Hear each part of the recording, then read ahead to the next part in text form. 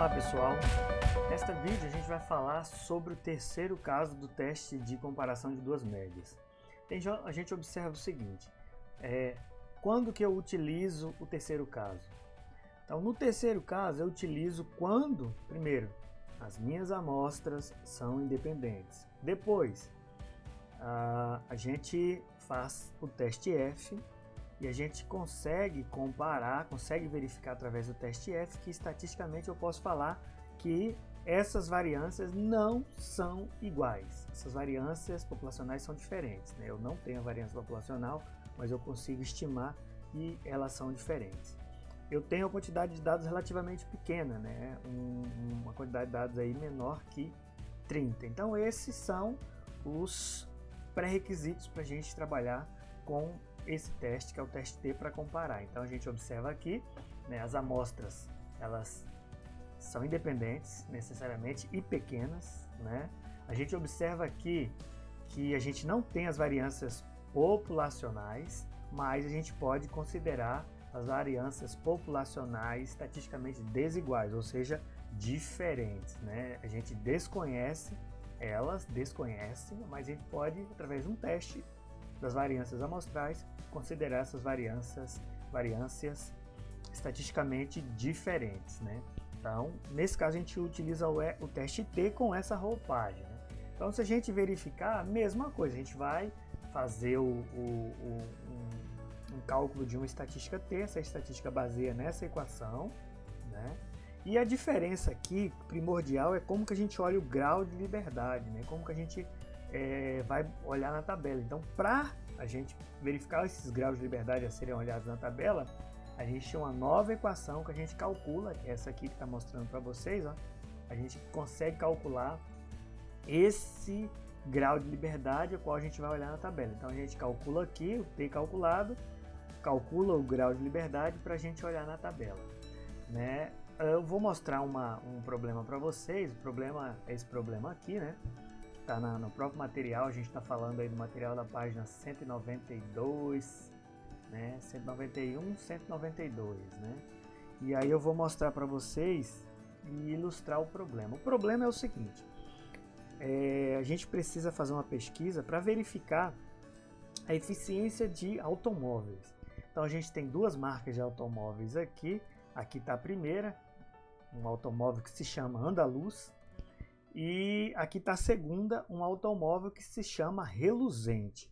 Então a gente pegou os mesmos combustíveis, né?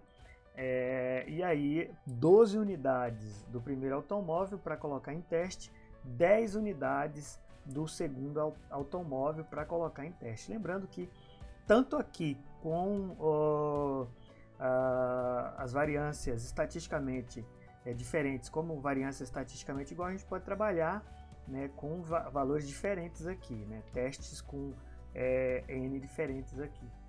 A média de consumo do carro Andaluz foi 14 km por litro, com desvio padrão de 2 km por litro, né? E a média de consumo do veículo Reluzente, né, a gente testou 10 unidades dele, foi 15 km por litro, com um desvio padrão de 4 km por litro. E a pergunta é que eu preciso chegar à minha conclusão. Esses dois automóveis, eles consomem, em média, um volume de combustível igual, ou existe um automóvel aqui mais econômico que o outro? Então é essa a minha pergunta, essa é a minha busca enquanto a gente vai desenrolar. Eu vou te retirar aqui a gente não está trabalhando com os dados, a gente está trabalhando só com o resumo dos dados, né? Então a gente observa isso. Mas normalmente a gente não trabalha com resumo, a gente trabalha lá com a planilha dos 10 dados, com a planilha dos 12, das 10 amostras, 12 amostras, a gente tem que, né, fazer o cálculo do que já está aqui, ó. A gente vai fazer ainda para depois colocar esse resumo aqui para a gente poder trabalhar. Como já está o resumo, né, a gente vai organizar aqui. Vou pegar o resumo e estipular aqui. Primeira coisa que eu vou estipular é o seguinte, eu sei quem que é o desvio padrão. O desvio padrão é S do primeiro conjunto é igual a 2. E o desvio padrão S do segundo conjunto é igual a 4. né? Isso implica que eu preciso da variância. A variância é S ao quadrado do primeiro conjunto, é 2 ao quadrado, que é 4. E a variância, né, que é o S ao quadrado do segundo conjunto, é igual a 4 ao quadrado, que é 16. Então aí eu tenho o desvio padrão e tenho a variância, né? A variância dos dois é o que a gente vai utilizar, porque aqui, ó, nessas equações aqui, todas elas utilizam variância. A primeira coisa que a gente vai fazer, né, o procedimento, a gente vai, né, evidenciar um teste de hipótese para verificar se essas variâncias são estatisticamente iguais ou não, porque se for igual a gente cai no caso 2, se for diferente a gente vai para o caso 3, né? E isso a gente vai elencar as hipóteses aqui. Teste de variância, né?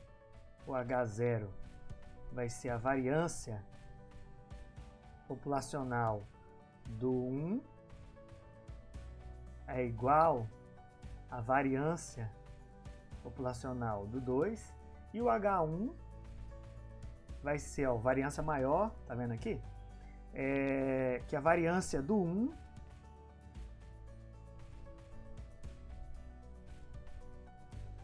é menor que a variância do 2. Lembrando que, né, no teste de variância, quando a gente pega elas ali, a variância menor sempre é denominador, né? Então a gente vai calcular o F aí, né? E esse F vai ser calculado aqui na seguinte forma. Primeiro vai ser o maior, variância 2, 16 dividido por 4. Então esse F calculado, 16 dividido por 4 é 4. Agora a gente vai precisar do F tabelado, né? Então nós vamos necessitar aí do F tabelado. Vamos buscar esse cara aí, né? Para ver quanto. Vamos buscar na tabela. Eu já fiz isso aí, né? A gente vai adotar uma significância 5%, distribuição normal, é o que a gente precisa. Vou fazer o cálculo e agora vamos buscar aqui a curva.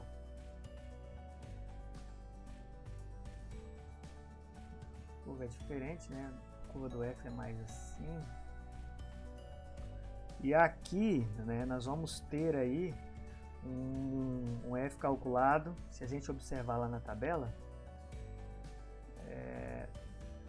aqui no livro tá 2,80 e alguma coisa. Vou ver se eu pego na tabela aqui para mostrar para vocês. Não, mas depois eu pego. É 2, olhando na tabela, dá 2,89, 2,90, né? Ah, na tabela tá acho que 2,90. Vou colocar aqui igual tá no livro, 2,89.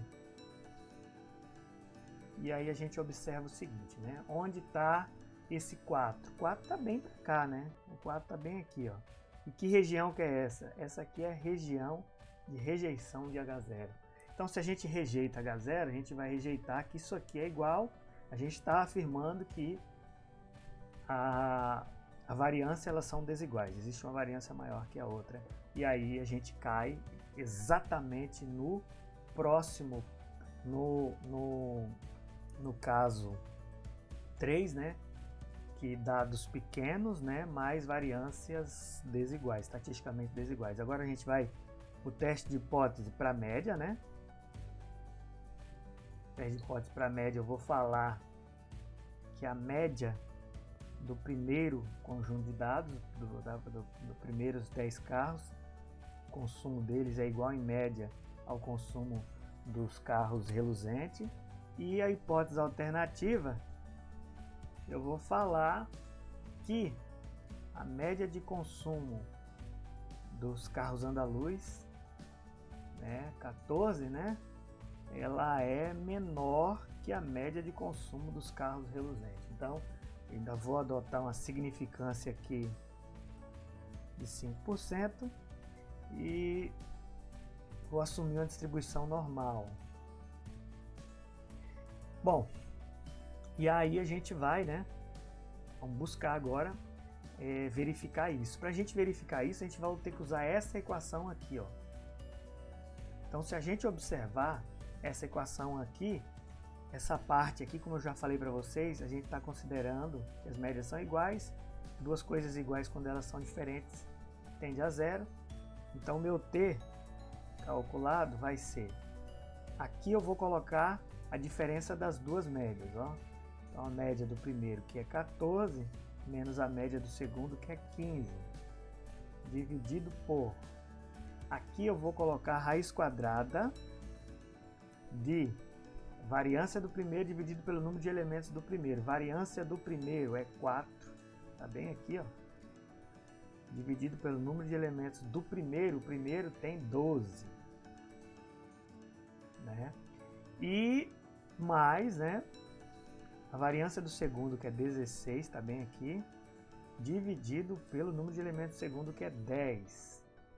Quando a gente calcula isso aqui, a gente vai encontrar menos 0,72. Beleza, esse aqui é o t calculado, já está aí menos 0,72. Agora a gente vai buscar o t tabelado, né?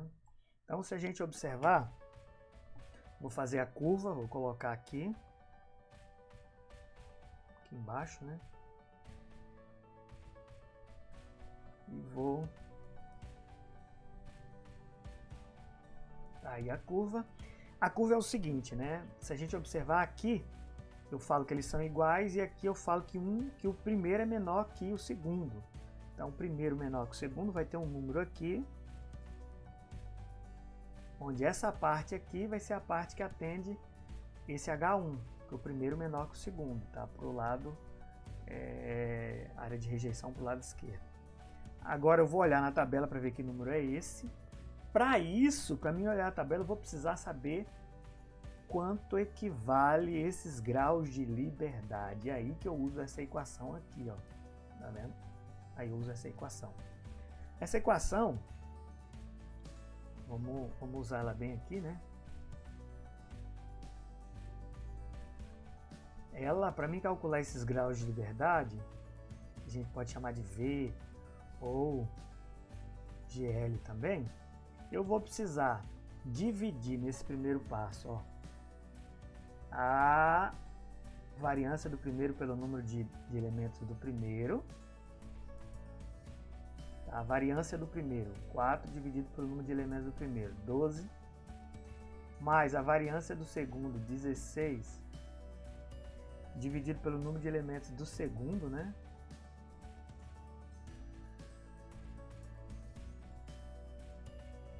Isso aqui está entre parênteses elevado ao quadrado, dividido por a variância do primeiro pelo número de elementos do primeiro ao quadrado. Então 4 sobre 12 ao quadrado, dividido por n menos 1. 12 menos 1 é 11. Mais, né? E a mesma coisa aqui para o outro lado.